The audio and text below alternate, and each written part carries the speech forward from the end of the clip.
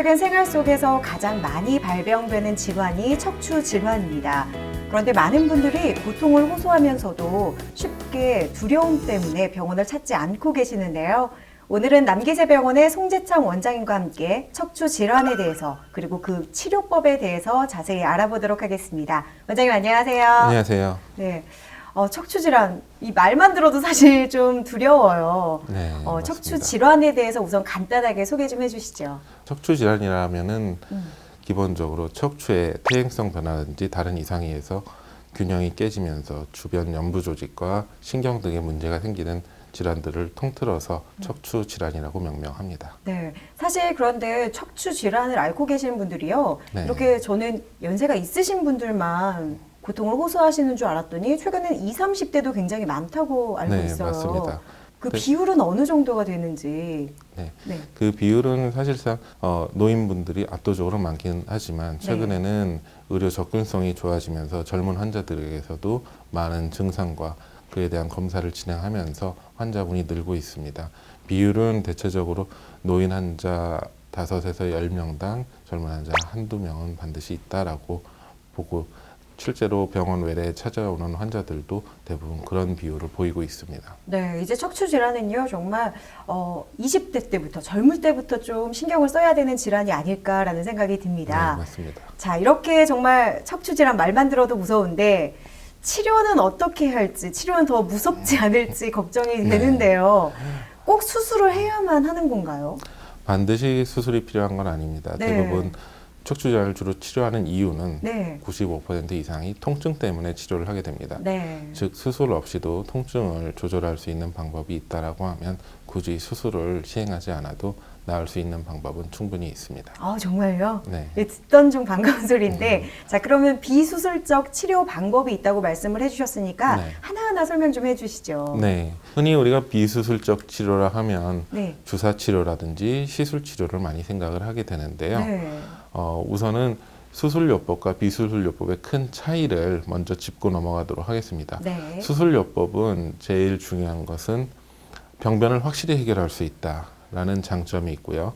다만 단점으로는 작던 크던 일부 절개선이 남을 수 있고 그로 인해서 입원 기간이 다소 필요하다라는 단점이 있습니다.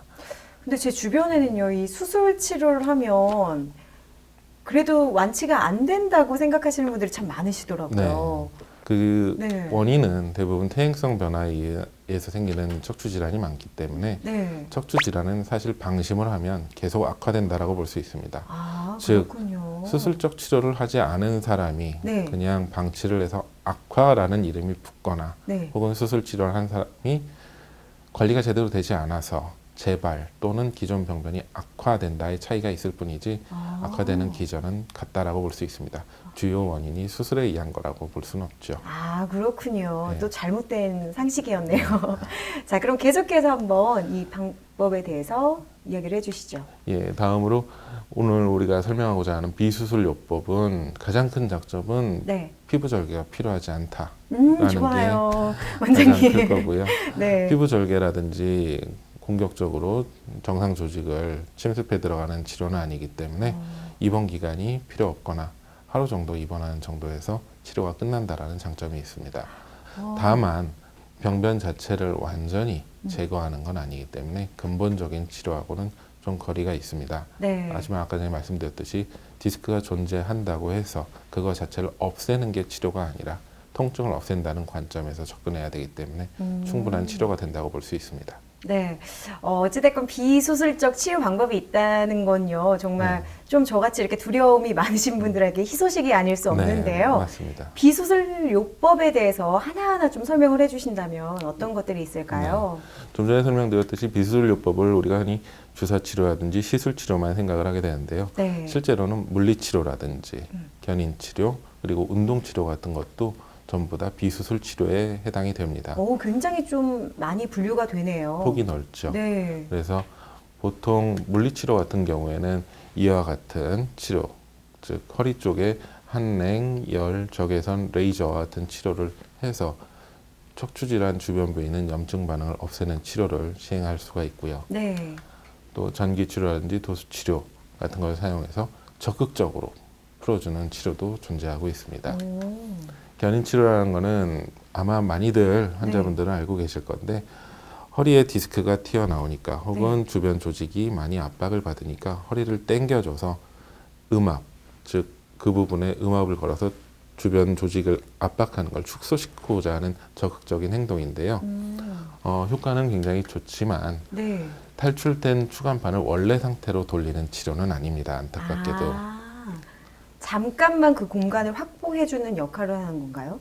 잠깐 공간을 확보해서 본인이 관리할 수 있는 상태로 만들어서 네. 그대로 좋아지게 만드는 것. 그게 치료의 목적이라고 볼 수 있습니다. 저는 사실 견인 치료라고 해서 견인이 저희가 일반적으로 아는 뭘 이렇게 치우는 거여서 뭘 없애는 방법인 줄 알았어요. 그런 게 아니네요. 네, 맞습니다. 네. 골반 부위를 잡아당겨서 네. 허리 디스크라든지 네. 협착에 압력을 낮춰주는 걸 의미합니다. 그 부분을 좀 당겨줘서 압력을 낮추는 역할을 해주는 게 견인 치료군요. 네. 다만 견인 치료는 네. 모든 환자에게 다 해당되는 건 아니고요. 아, 그래요? 척추에 골절이 있다거나 네. 혹은 척추의 퇴행성 질환이라도 척추 분리증이라든지 척추 어긋나는 척추 전이증 질환을 앓고 계신 분들이 있습니다. 네. 그런 분들은 기존 병변을 더 악화시킬 수 있기 때문에 피하시는 게 좋습니다. 이것도 꼼꼼한 진단을 받아야겠네요. 예, 맞습니다. 무조건 하면 좋은 건 아니고요. 네. 다음으로 운동도 무엇보다도 중요합니다. 요새 책이 많이 나오고 있는데 코어 운동 강화라고 해서 네. 척추 중심의 근육을 강화시키는 운동 치료가 굉장히 효과가 좋고 향후에 환자가 퇴행이 악화되는 걸 최대한 막는 가장 좋은 치료 중에 하나라고 볼 수 있습니다. 역시 건강하려면 운동을 해야 되는 것 같아요. 네, 그렇죠? 맞습니다. 저도 운동이 부족하지만 네. 꼭 필요하다고 봅니다. 네, 저도 운동을 꼭 해야겠네요. 자, 유발점 주사는 어떤 건가요? 특정 부위의 근육이 네. 굉장히 많이 뭉쳐서 퇴행성 변화 때문에 통증으로 인해 뭉쳐서 그 부분에 심하게 통증을 유발하는 곳이 있는 경우에 주사를 놔서 직접 근육을 풀어주는 주사 치료가 있을 수 있습니다. 진짜 아픈 그 부위를 네, 주사를 놔서 통증을 완화시키면 치료가 되는 건가요? 그렇죠. 오. 통증 자체가 네. 통증 자체를 없앤다는 걸 목표로 봤을 때는 충분히 치료가 가능합니다. 자, 그 다음 방법은 또 뭐가 있을까요? 다음으로 물리치료, 단순히 그냥 네. 열이라든지 전기 자극을 가하는 게 아니라 사람 손으로 직접 병변 부위 또 통증을 느끼는 부위를 마사지 하듯이 직접 관절 배열이라든지 주변부 조직을 충분히 풀어줘서 통증을 완화시키는 방법도 있습니다. 그게 바로 도수치료가 되겠고요.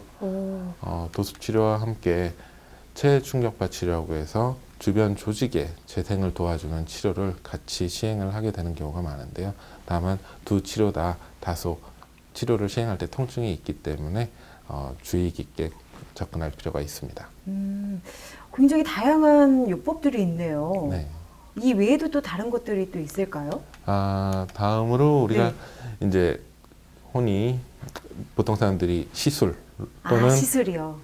주사 치료로 알고 있는 것에 대해서 네. 말씀을 드리도록 하겠습니다. 처음 보시는 사진은 이제 내측 신경 가지 차단술이라는 치료인데요. 왠지 차단술이라는 느낌이니까 수술 같은 느낌이 드는데. 네. 실제로는 주사 치료에 해당하는 부분이고요. 네. 중심 측 근육으로 가는 신경 가지 부분에 주사를 놔서 허리 통증, 요통 부위, 네. 요통이 일어나는 부위를 신경 부분의 단계에서 차단을 시켜줘서 통증을 완화시키는 치료입니다. 지금 보이는 게 주사인가요? 지금 네, 저 바늘 맞습니다. 자체가? 와, 저렇게 얇게 들어가는군요. 네, 맞습니다. 그래서 통증 조절에 굉장히 많은 도움이 되고요. 다음으로 디스크라든지 협착에 의해서 신경이 직접 눌려서 통증을 유발하는 경우 그 신경은 대부분 다리로 가게 되는데요. 허리 같은 경우에는 맞아요. 그 신경을 직접 찾아서 그 부분에 신경의 염증을 없애주기 위해서 신경근 차단술을 시행을 하게 됩니다. 이건 앞서 보셨던 내측 신경 가지보다 더 깊숙한 곳에 존재하고 있고요. 주사를 맞을 때 뭐 크게 통증은 없으니까 크게는 걱정은 안 하셔도 될 것 같습니다. 통증이 없어요? 네. 그 다음에 또 시술 방법이 또 있을까요? 다음으로는 마미신경총 차단술이라는 게 있는데 네, 우리가- 마미신경총이요? 네, 우리가 꼬리뼈 끝에는 네. 척추 부위로 들어가는 신경관이 존재를 합니다. 네. 신경관이 끝나게 되는데요. 그 부분으로 주사를 놔서 큰 통증 없이 그쪽 부분으로 신경이 있는 쪽으로 약이 흘러 들어가게 하는 치료입니다. 그렇게 해서 이런 식으로 주사를 놓게 됩니다. 네. 자, 자, 그럼 다음으로는 다시, 네.